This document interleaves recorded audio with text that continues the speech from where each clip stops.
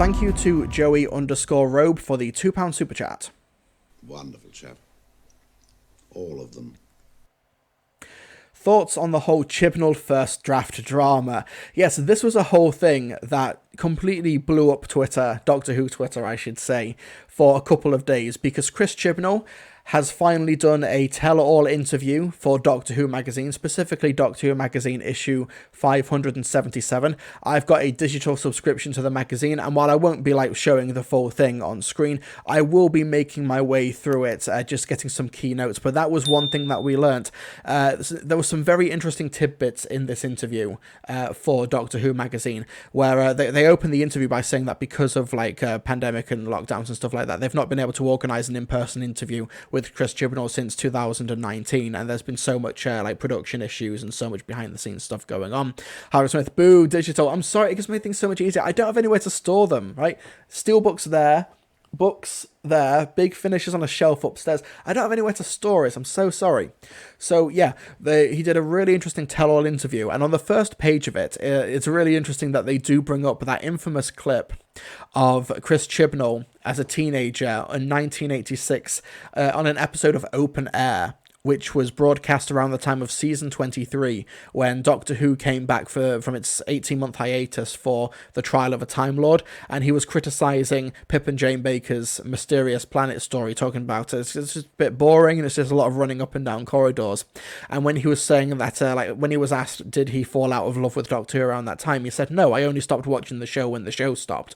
That clip of me, it suggests that I was very cross about everything in Doctor Who, but no, it was just that particular story. Also, I was a grumpy, mouthy, opinionated 16-year-old who got called up on Sunday night by someone saying, do you want to go on telly tomorrow? And I didn't prepare anything. It's hilarious. And then to think you end up on that job. It's a really funny acknowledgement, and I'm glad that he owns it. I'm glad that he's he does the Giga Chad approach, as we call Chris Chadnall. He takes the approach of, I was a mouthy shithead when I was a teenager and I didn't really know what I was saying. Proper Chad move, we've got to say. But there's some interesting stuff in this interview.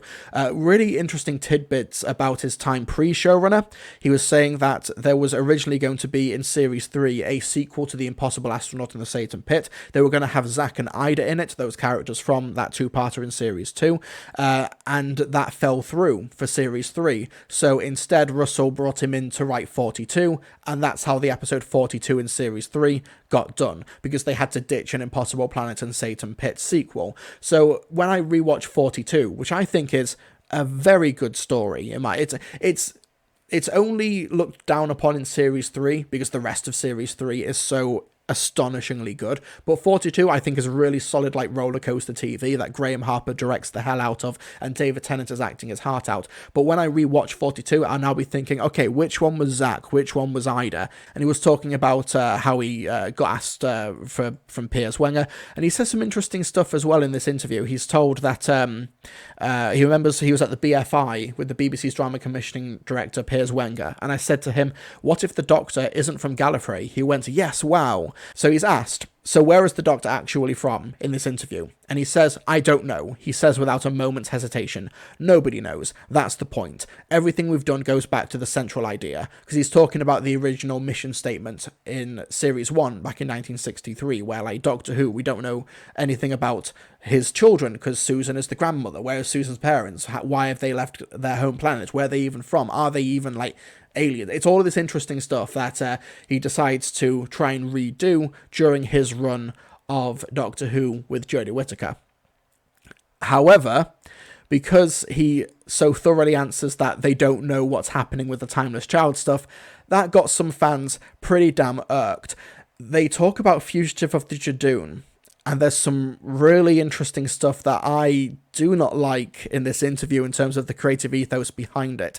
When he's asked, was it always part of Chris Chibnall's plan to bring in another Doctor midway through Series 12, midway through Fugitive of the Jadoon? He says, no, it wasn't. We had the whole story for the episode, which had been on the shelf for a long time, and it was originally about another character. The Jadoon were hunting an alien princess, or something like that.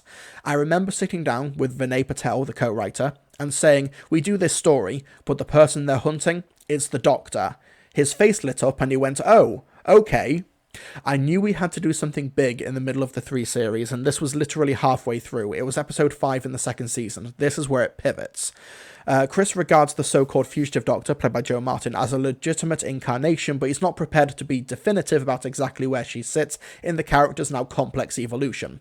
He says, in a quote, "That story is setting up the questions about what happened in the gaps. There could be any number of points in the timeline where the Fugitive Doctor could belong, but we deliberately haven't said she sits here. I do have an opinion, but I'm not going to share it with you. As I said before, this is about expanding the mythology without breaking the mythology. In the 1970s, when people said there were 4 doctors, that bit in the brain of Morbius basically said, no there aren't, and now, when people say there have been 13, we can do the same thing. It gives you a great journey for this Doctor." So Chris Chibnall, if this interview is to be believed, with the Timeless Children, or Timeless Child, and the Fugitive Doctor, we're not going to find out anything in the Centenary special. He has 1 episode left.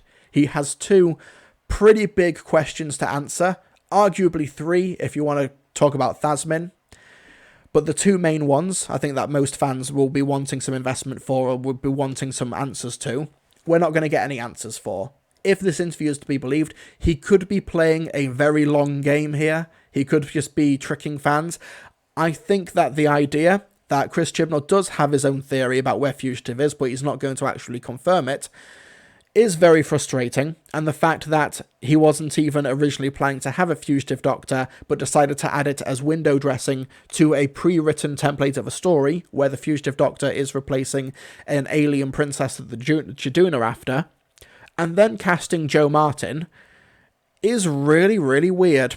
Hey Jay in the chat as well asks, do you think Big Finish will ever adapt the original Series 13 into a Big Finish story? There's an interesting question about that in the interview. He's asked, will we ever discover more about the lost 3rd season that Flux replaced?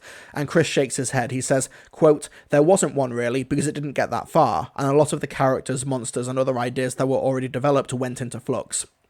It's more that by the time we realised we had to stop, there were writers starting to work on additional ideas. That's what we had to lose, and that was quite a shame. It's quite a fan thing to wonder about what wasn't made, like Shada, but I'd say, look at what we actually did make. We were so lucky to have been able to make Flux at all, and everyone worked so hard to achieve that. So yeah, that makes sense. We had that interview with Pete Mateague last week, talking about how he's going to hold on to his lost script idea for Series 13, because Doctor Who scripts and ideas are never truly lost. But the idea that, he came up with, like, he thought of the Timeless Child, and that he thought of the Fugitive Doctor, and then decided, actually, no, I'm not going to really... you don't have to answer 100% of the stuff. But I think it really does now feel like a mystery for the sake of a mystery. It feels like something that is put on screen just to be a mystery, and the fact, or at least from my perspective, subjectively speaking, of course, that it does very little to explore the Doctor's character is a bit wild to me. It feels like it's a massive missed opportunity. Now, it's interesting that there was a bit from this interview that I really appreciated the clarity of, and I think it does make this Timeless Child story more interesting from an auteur standpoint, where Chris Chibnall says, some of the inspiration of the Timeless Child was personal because it's an adoption myth, and I was adopted. The thing about where you're from versus who you are, that's really personal to me. But I also think it's inbuilt into Doctor Who, because each regeneration of the Doctor is remade. You're a new person each time, and you get to make new choices. So I actually did not know that Chris Chibnall was adopted. And now, those decisions to make this a different Doctor Who origin story is a lot more interesting in retrospect. And I remember that the broadcast of the Timeless Children, that some people immediately picked up on that subtext, people who were adopted or knew people who were adopted, and they were able to immediately find those correlations and relate to that story arc. And I think that's really cool. As a writer, you write what you know, you draw on your own past experiences, and I think that's really cool that Chris Chibnall was able to reflect whatever his own opinions were or his own experiences from that into his writing. That's really cool. That's a Giga Chad move. We did get a lot of Not My Doctors, characteristically, on Twitter, just making fun of Chris Chibnall for opening up here in this Doctor Who magazine interview. I'm not saying I didn't like the Timeless Children, but just making fun of Chris Chibnall for being adopted. like just insulting the guy and be like, he was adopted, what a piece of shit, like that tier level stuff. Now, for those people, they are subhuman scum. And I would say I hope that you die frightened and alone, but I don't need to say that because I know for a fact that it is going to happen. So those people can get in the bin. I just wish that it had been done more to inform the Doctor's character, basically. I wish that there were more scenes where the 13th Doctor was able to collect her thoughts more, vocalise the experience, and be able to vocalise what this means to her, and we don't quite get it. And I think that we read the scripts for Flux, for Survivors of the Flux specifically, those scenes with Jodie and Barbara Flynn, two terrific actors, and it's just not quite landing the way I think Chibnall originally intended, subjectively speaking, of course. If it worked for you, that's brilliant. I can only, of course, speak from my own experience here. But when it comes to writing for the show as well, there was a bit that some people were getting a little bit upset about as well. What was it? It was later on. So this Doctor Who magazine interview is also done in like 4 sections. There's the original interview of Chris Chibnall, then there's this Volume 1, the 2018 season, Volume 2, the 2020 season, and then Volume 3, Flux, and the 2022 specials. So this was like basically, according to Chibnall in this interview, this was a like 3-volume plan. And he says that his main regret for Series 11 was the Battle of Ranskorav Koloss. Now he opens up saying that Series 11 was the only one of the 3 seasons to operate a writer's room approach, where ideas and scripts were nurtured in pre-production by the team of writers. He says there weren't many UK writers' rooms at that time. It was a great way to work because it gave everyone a shared language, and also writing Doctor Who is a very lonely job. You set off into the wilderness to do it, and it's very hard. We gave the writers episodic structures and supported them through the whole process. A lot of them were very involved in the production, and hopefully everyone learned from each other. It's really fantastic, and it's how most shows are now made. But apparently, Series 12 and Flux did not have that approach, and I personally think that that is why Series 11 is the strongest one, because maybe they had more eyeballs on the script, so the stories are a bit more fully formed. But he says that because he was writing and rewriting and helping all the other writers for Series 11, he says that one of his own scripts did not get the time they needed. He says, I spent a lot of time helping other writers. We had some problems towards the end, and I had to go back and do some big rewrites, which meant that the version of episode 10, the Battle of Ranskorav Koloss that we filmed, was a first draft. I just didn't have time to do a second draft. It didn't feel enough like a season finale, and that was entirely down to time. So that's my least favourite script of mine, but I really attacked resolution, so I hopefully made up for it with that one. Personally, I think he did, because Resolution is a cracking finale to Series 11, in my opinion.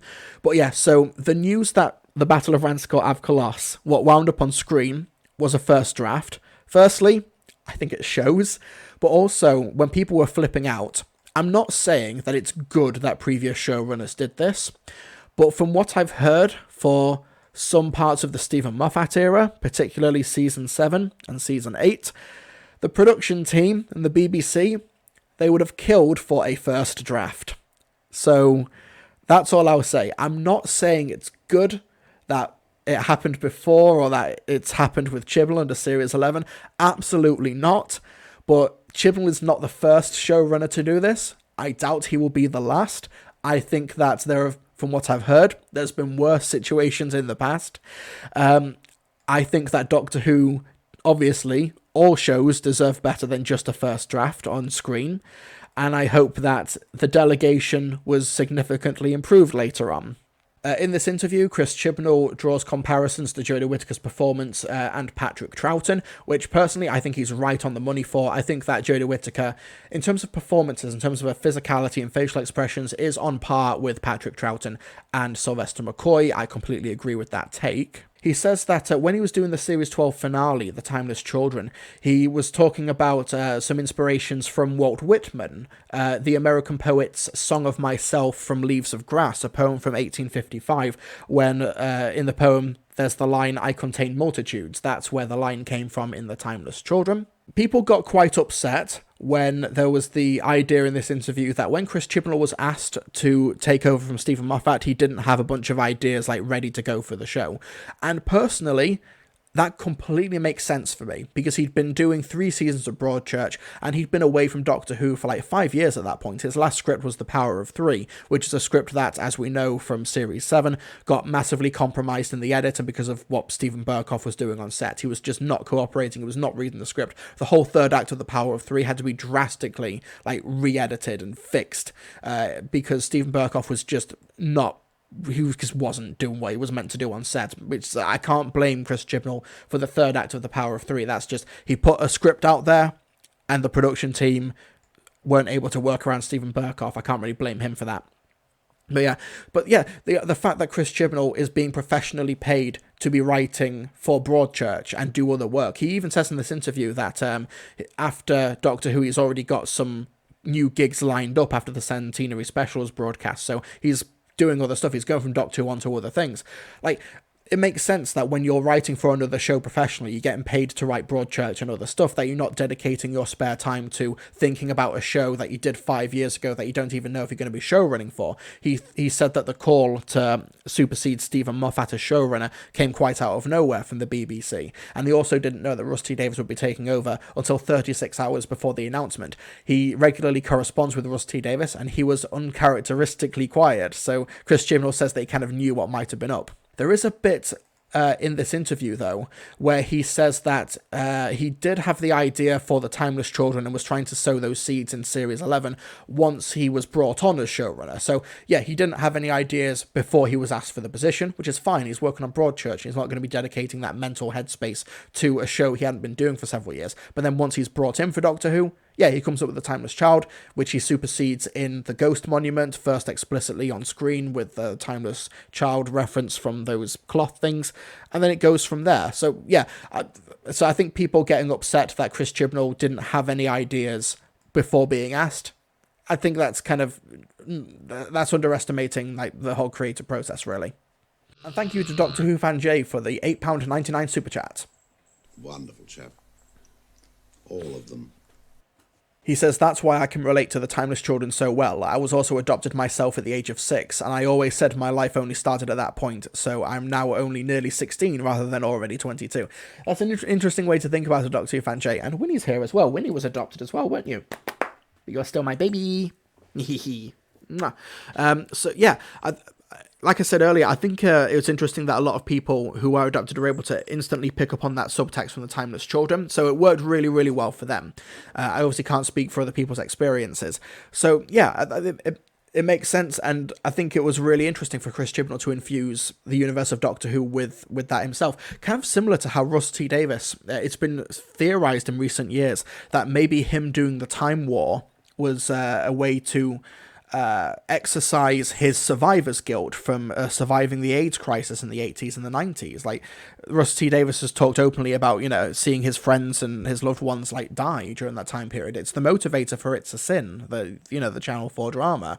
So, just like Russ T. Davies was able to infuse the first few seasons of his tenure back in 2005 with that, and Chris Chibnall able to do the same with his era in a different way.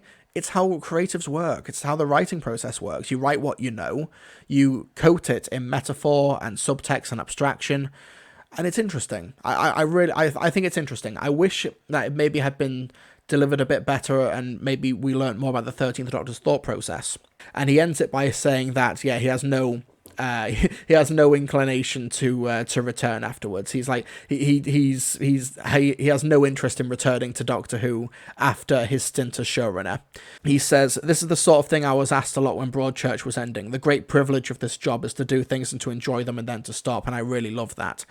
When asked, is he not even a little bit sad about that, he says, "No, I'm not. The pandemic has made things so hard over the past 2 years. And also, I think the 3-series arc is a really nice shape. I feel like we've done what we came in to do. I don't feel like there's unfinished business. I don't feel like I would have liked to have done another year. We knew what we wanted to do when we came in. We did it. And now it's time to stop."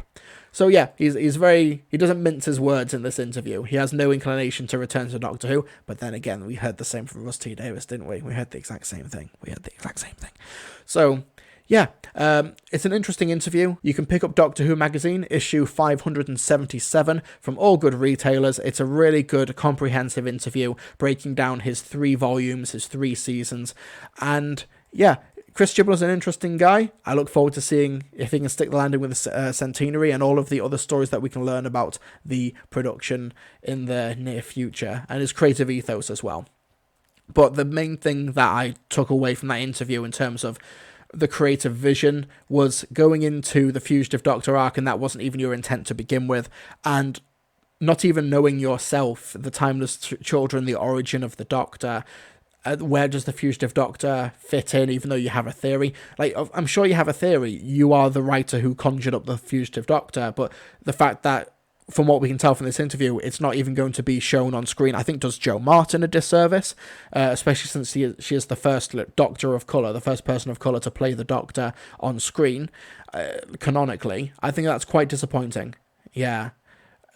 It kind of makes you think that maybe you had a lot of things that you think you wanted to get out, we had a lot of things that you wanted to say and do, and for one reason or another, whether it's the compromised Flux production or just unable to really get your handle around the 13th Doctor, weren't able to properly, fully communicate it. The Centenary special could blow us all away and could fit everything together that we want to see from these plot threads and these story arcs and Chris Chibnall's creative vision for Doctor Who. I doubt it, unfortunately, because there's so much happening in the Centenary special, so many actors and characters and monsters that we're going to be seeing that have been confirmed, and some that we don't even know about yet. Yeah, maybe expanded material is going to have to take the reins here, but that shouldn't be the case. Basically, right, let's get right down to brass tacks here. Neoliberals should not write for TV. That's my controversial take.